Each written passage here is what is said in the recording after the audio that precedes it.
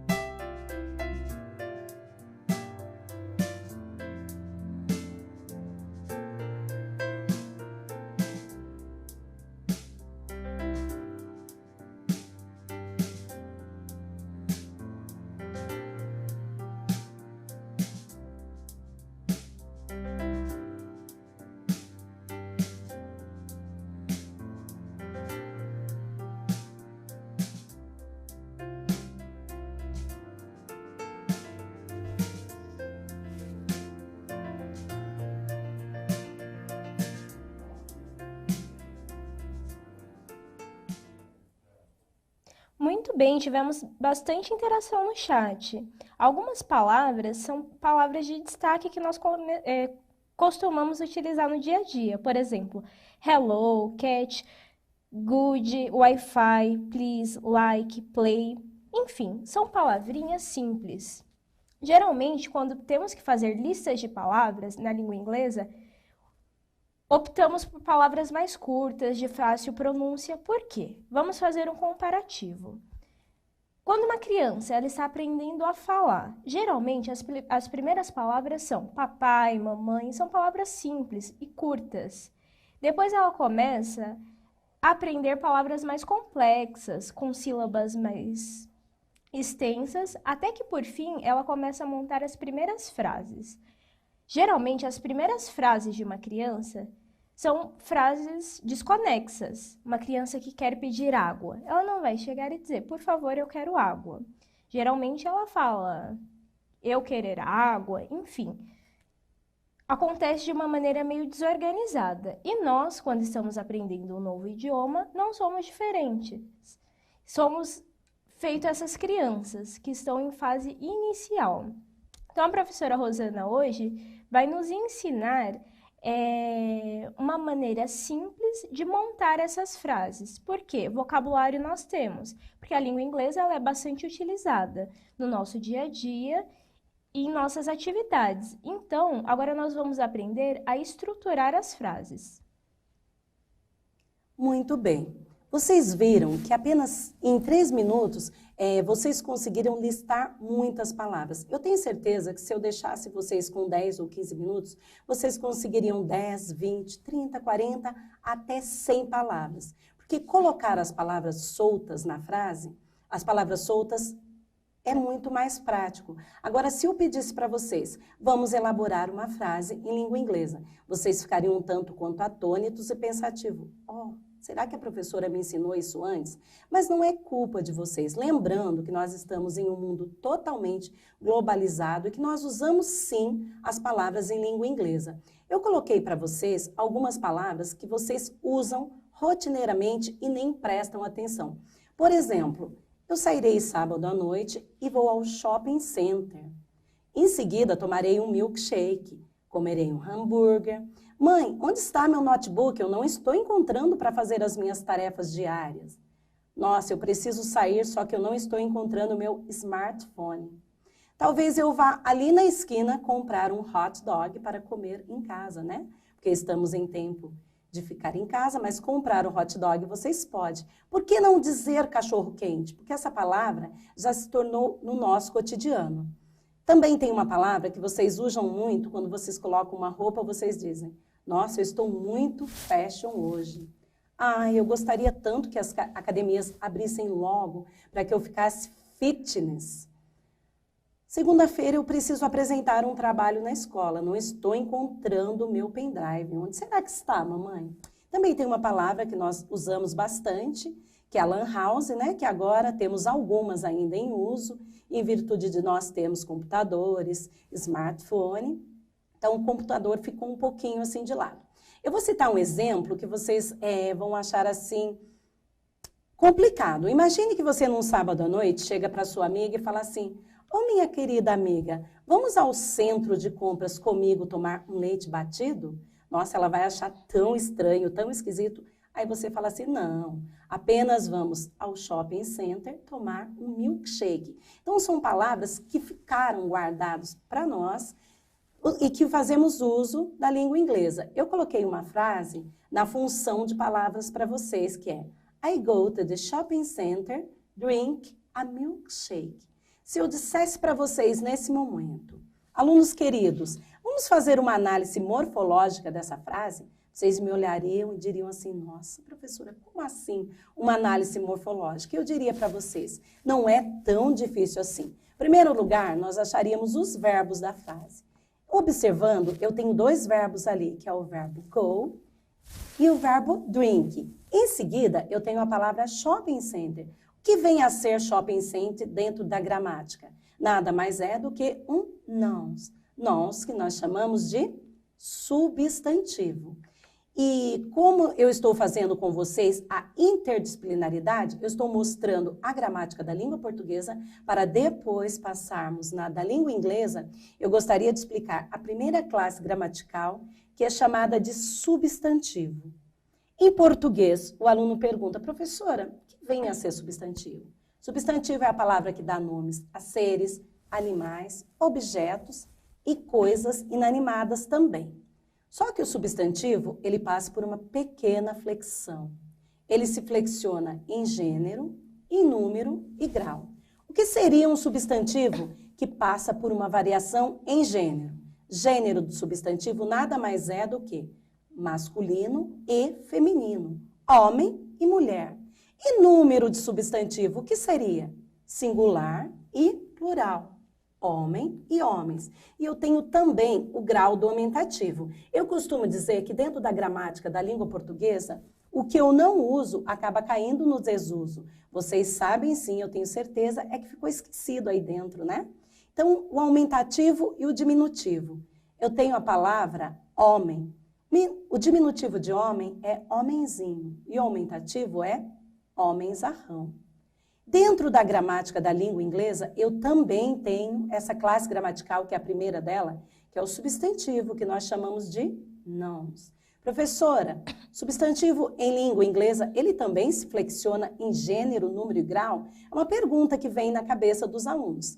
Aí eu consigo dizer para vocês, com certeza, ele passa por variação em gênero, em número e em grau. Em relação ao gênero, eu tenho a palavra boy e tenho a palavra girl. Número, eu tenho boys e girls.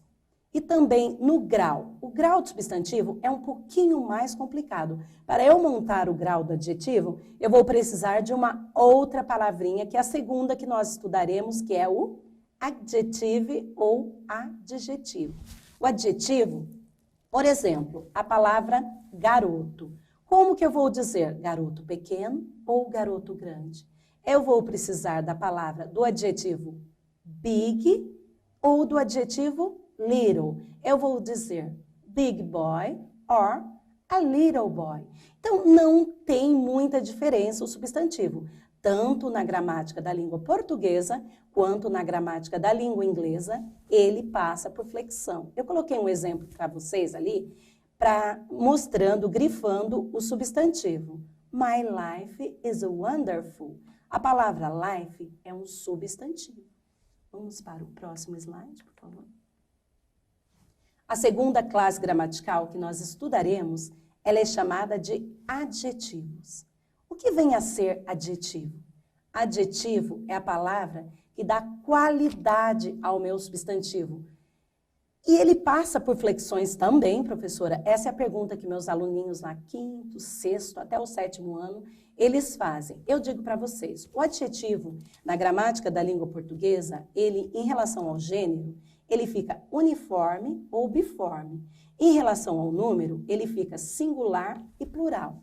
Só acontece uma certa variação, o grau do adjetivo. Nós temos aí o grau normal, eu tenho o grau comparativo. O que seria o grau comparativo? Quando eu comparo algo com alguma coisa. A Maria é tão bonita como a Ana. Em seguida, eu tenho o grau superlativo. O que já quero dizer superlativo? Que é alguma coisa que está a mais, está acima. A Maria é tão bonita quanto a Ana. Agora, eu pergunto para vocês, alunos, existe também na língua inglesa a segunda classe gramatical, que ela é chamada de adjective. Adjective também, em relação ao gênero, ele não passa por variação.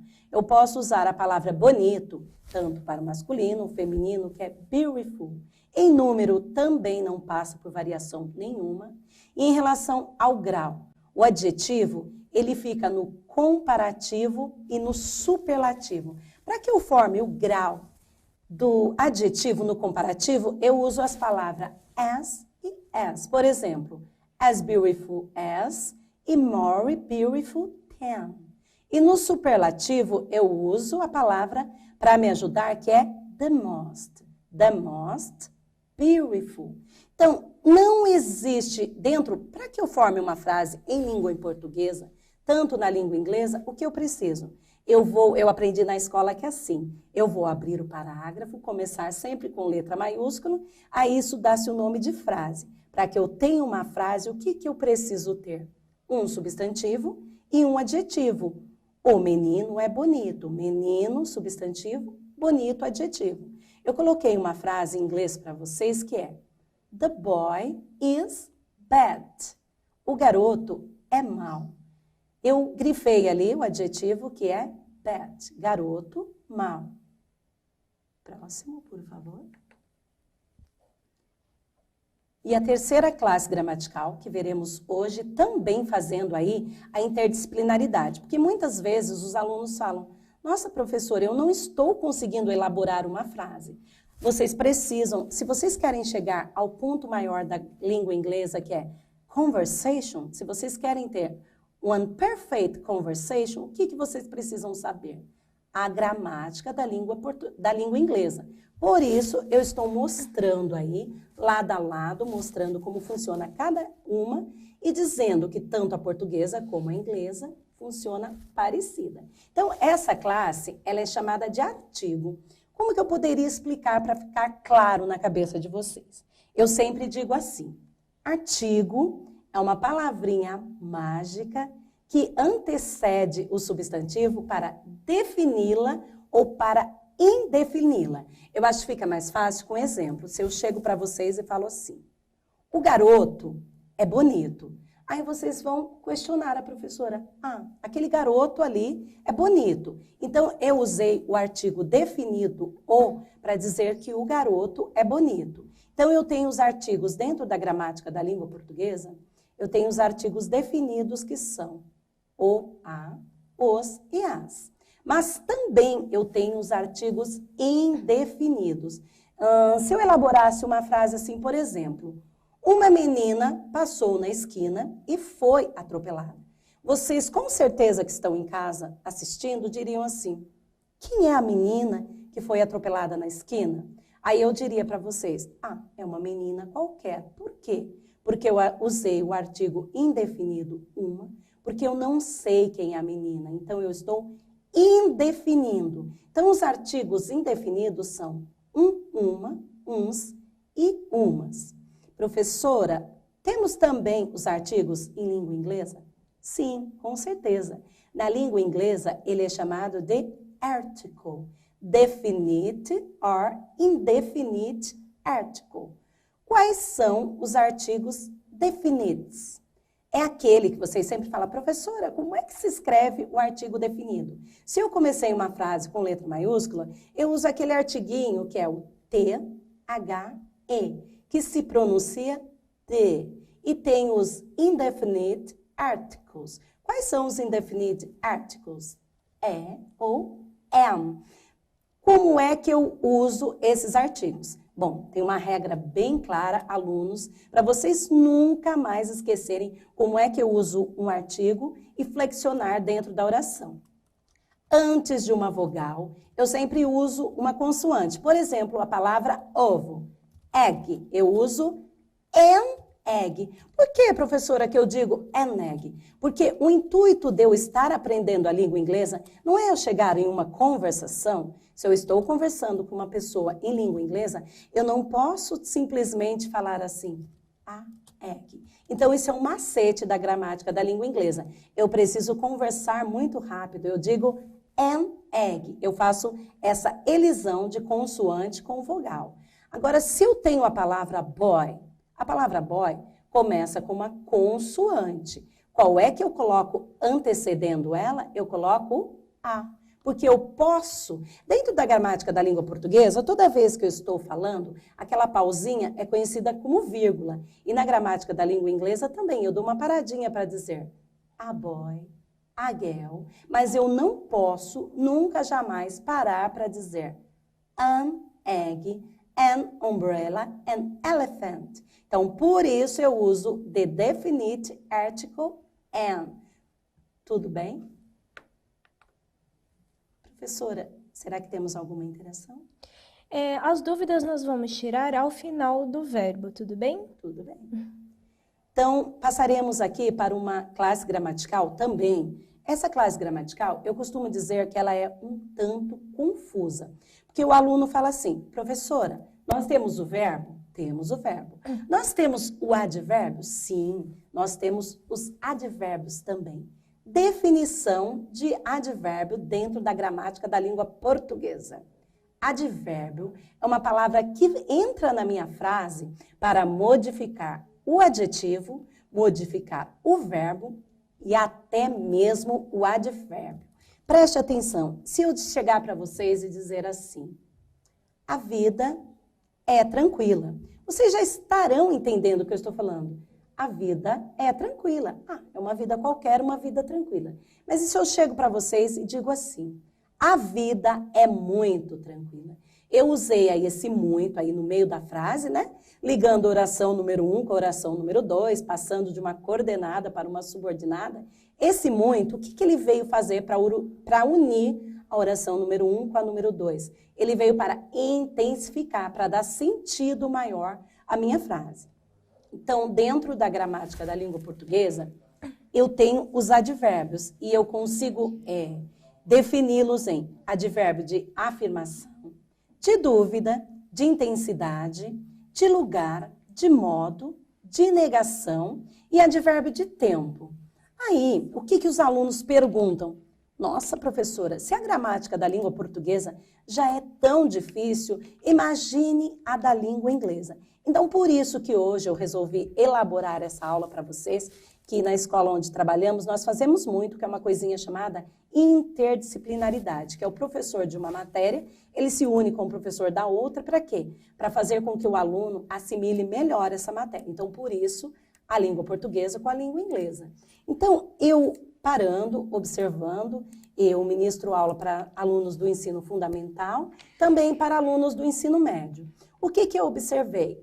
Quando eu peço para elaborar frases, as que mais usam, os advérbios mais usados dentro das frases são o advérbio very, que significa muito, o advérbio now, que é agora, never, nunca, today, que significa hoje, always, que é sempre, e sometimes, que significa algumas vezes.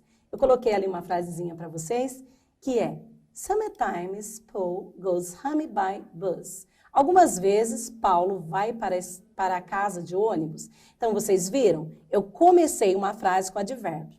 Sempre a pergunta vem, professora, o advérbio fica no meio da frase, fica no começo ou fica no fim? Sim, eu posso começar, sim, frases com advérbio. Um exemplo que eu coloquei claro para vocês foi aquele ali, que é o sometimes Paul goes home by bus. Próximo, por favor. Bom, essa é uma classe gramatical que, se eu fosse dar uma aula de língua portuguesa para vocês sobre verbos, eu acho que nós ficaríamos pelo menos de 1h30 até 2 horas, até nós pegarmos e destrincharmos todinho o que é o verbo. O que vem a ser a definição da palavra verbo? Verbo é a palavra que exprime estado, ação ou até mesmo fenômeno da natureza. Estado, eu costumo explicar assim, quando o sujeito está parado dentro da frase, é um estado. Quando ele se movimenta, nós temos uma ação. Fenômeno, nós podemos usar o fenômeno da natureza, que é chover, trovejar e etc, etc. Então, a nossa gramática, verbos em língua portuguesa, é dificílimo. Os alunos caem em certas contradições. Além de tudo, o verbo ele subdivide-se em modos verbais, que é o modo indicativo, o modo imperativo e o modo subjuntivo. Nossa, quanta coisa, né, professora? E se eu dissesse para vocês que temos pretérito, pretérito mais que perfeito, pretérito imperfeito, futuro do presente, futuro do pretérito, futuro do subjuntivo, nós ficaríamos aqui por muito tempo falando sobre verbos, porque eu gosto muito. Além de eu gostar demais da gramática da língua portuguesa, eu gosto muito da gramática da língua inglesa. Eu tento, assim, acompanhar, unindo uma a outra, para que os alunos que querem aí um dia chegar numa conversação, eles consigam adquirir tudo isso. Aí aquela pergunta, né? Lá no começo da aula que eu disse para vocês, que quando eu entro na aula, os alunos já me questionam, né, com aquele sorrisinho de lado, assim, ai, professora, verbo to be de novo, mas eu não aguento mais ver o the to be verbo. Porém, uma pergunta para vocês. Se eu dissesse, como é que eu faço para elaborar o to be verb? Para que eu possa fazer o verbo to be, eu preciso dos verbos e dos pronomes. Nossa, professora, mas o que vem a ser pronomes? Então, pronome nada mais é do que uma classe gramatical que veremos daqui a pouco, né? O pronome, o que ele faz? Ele entra aí na frase para que ele possa substituir o nome. Aí eu digo para vocês, Fica fácil. Eu já passei uma certa vez uma avaliação para alunos de terceiro ano do ensino médio. Eu só pedi o seguinte, que eles colocassem os verbos e as pessoas que compõem o de to be verb. Eles ficaram meio confusos, meio receosos. Alguns ainda erraram. Como vocês estão no segundo ano do ensino médio, vocês já não podem, quando o professor perguntar, vocês digam assim, professora, os verbos que compõem o de to be verb é am, is e are. Nós repetimos em seguida quando nós usamos o que?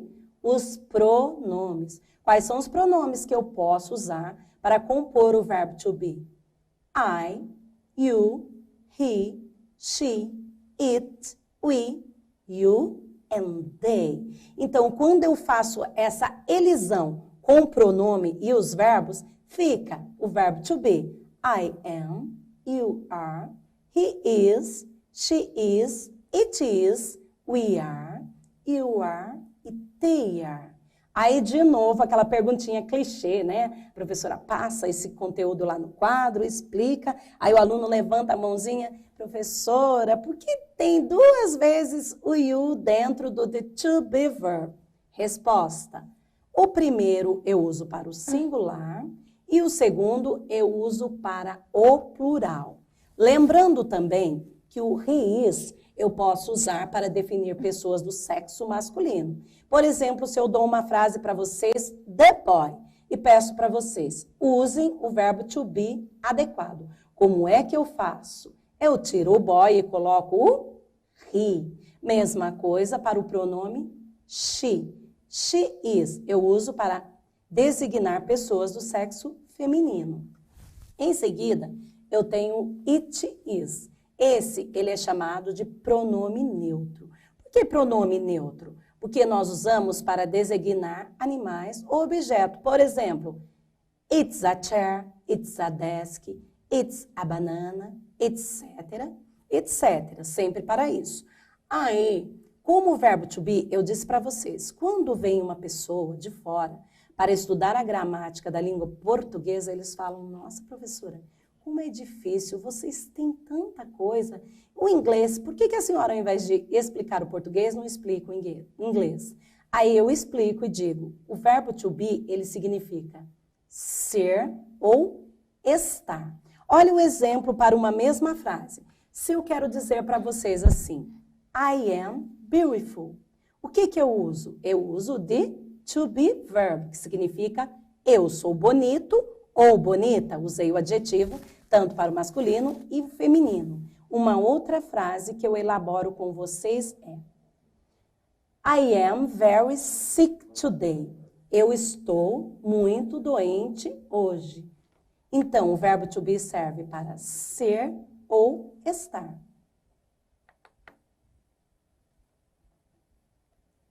Bom, essa classe gramatical, né, que eu disse antes, até deveria ter colocado antes aí no slide, mas tudo bem, que é chamada de pronome. Essa sim eu uso para compor o verbo to be. Se eu for explicar para vocês, dentro da minha gramática da língua portuguesa, eu digo assim, o que vem a ser um pronome? Pronome nada mais é do que essa palavrinha que ela substitui o nome.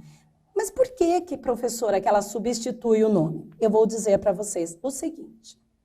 Se eu estou montando uma redação, eu uso, por exemplo, a Maria saiu, acordou muito cedo, vírgula, porém, ela chegou atrasada na escola. Porém, a Maria chegou atrasada na escola. Nossa, a frase ficou um tanto quanto deselegante. Eu usei a Maria 2 vezes dentro dessa frase. Como é que eu faço para tirar a segunda Maria que me aparece dentro da frase, que isso até eliminaria se fosse dentro de um vestibular? O que eu faço? Eu uso o pronome pessoal ela. A Maria, apesar, né, de ter acordado atrasada, ela conseguiu chegar à escola. Então, eu tenho os pronomes pessoais, né, do caso reto, que são eu, tu, ele, nós, vós, eles. Então, isso são pronomes pessoais, quando eu me refiro a pessoas. Em seguida, eu tenho também, na gramática da língua portuguesa, os pronomes possessivos, que são meu, teu, seu, nosso, vosso e seu. Os estudantes também, eles confundem muito quando estão aprendendo, né, a falar o português. Eu costumo dizer que é até engraçado, eles falam minha sapato, meu caneta, meu escola. Então, o pronome de todas as classes gramaticais que nós estudamos até agora, eu acredito que seja um dos que mais confundem aí os estudantes e os alunos. Professora, nós temos os pronomes também na gramática da língua inglesa? Claro que sim. Eu tenho os pessoal pronoun. Quais são eles?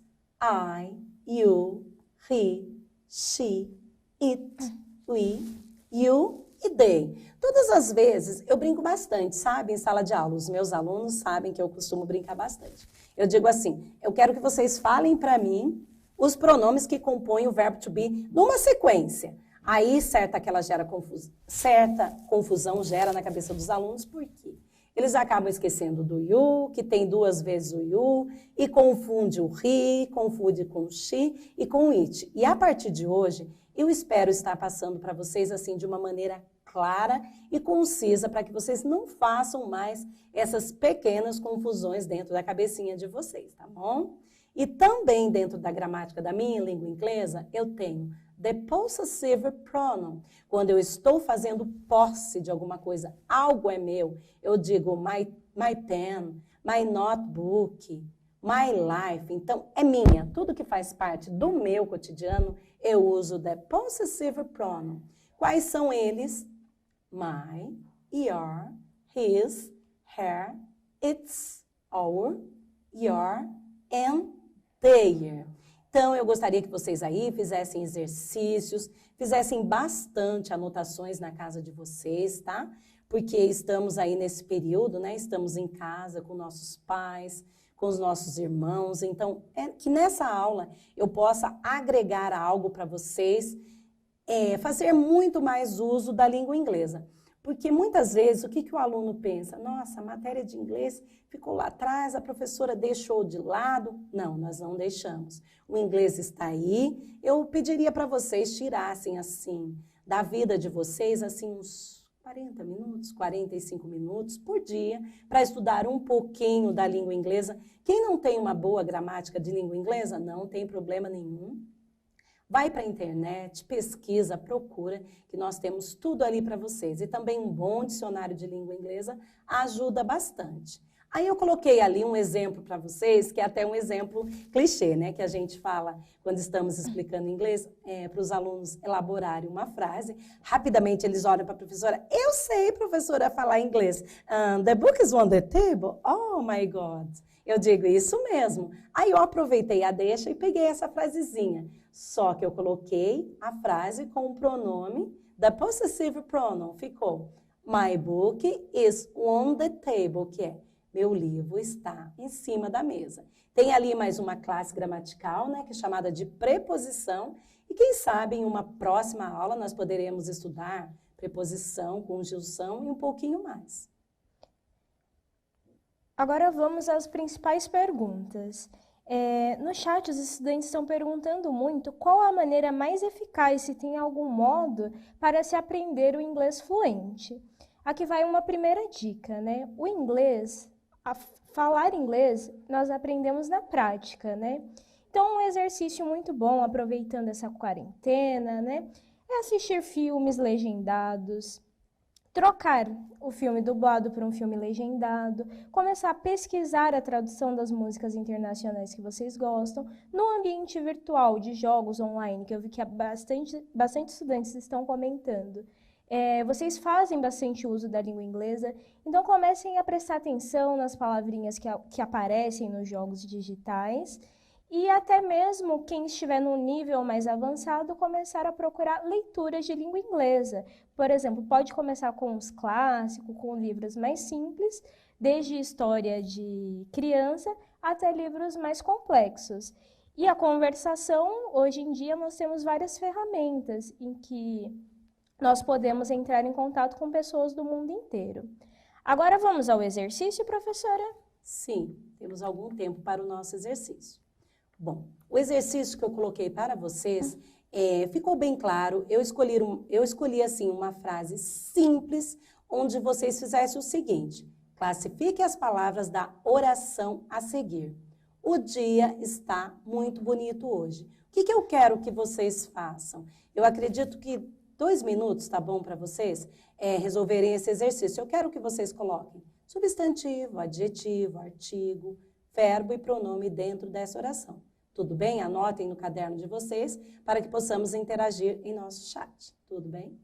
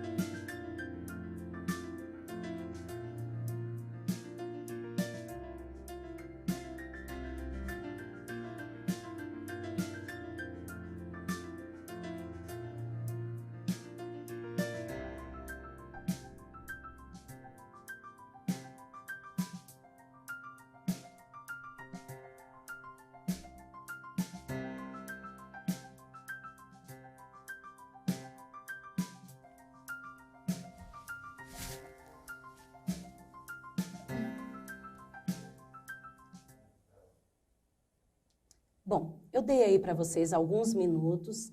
Eu não sei se vocês conseguiram fazer, né, o exercício, mas eu tenho quase certeza, espero que sim, né? Os alunos que estão em casa estão usando bastante, fazendo exercício. Coloquei ali na tela para vocês o exercício pronto, tá? Para vocês um tempinho para que vocês deem um print aí no exercício pronto. O dia está muito bonito hoje. Uma dica para vocês acharem o substantivo na frase. Conversem com a frase. Quem é que está bonito hoje? Isso a professora ensina para a gente lá no 5º ano do Fundamental. Resposta: dia. Dia, substantivo bonito. Uma outra pergunta para a frase. O dia está o quê? Resposta: bonito. Bonito é o adjetivo, porque ele é a qualidade do substantivo.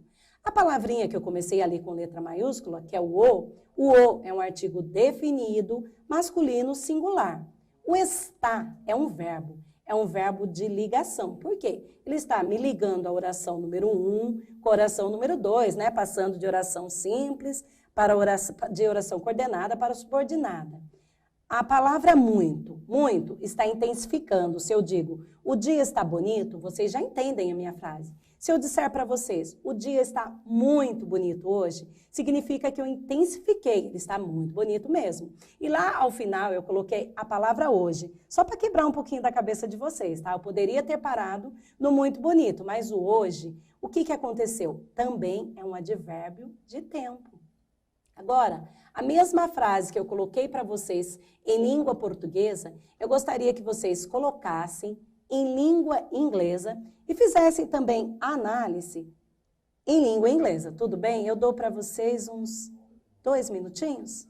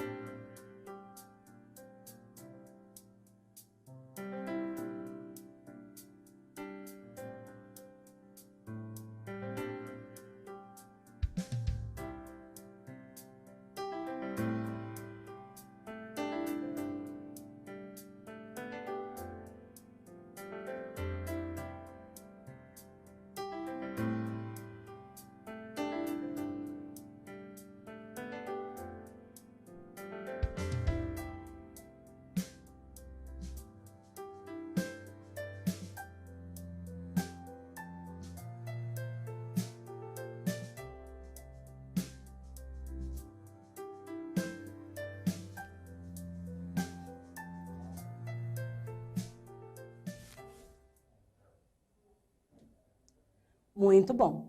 Eu já voltei com o exercício, né? Eu já passei da língua portuguesa para a língua inglesa. O dia está muito bonito hoje, ficou.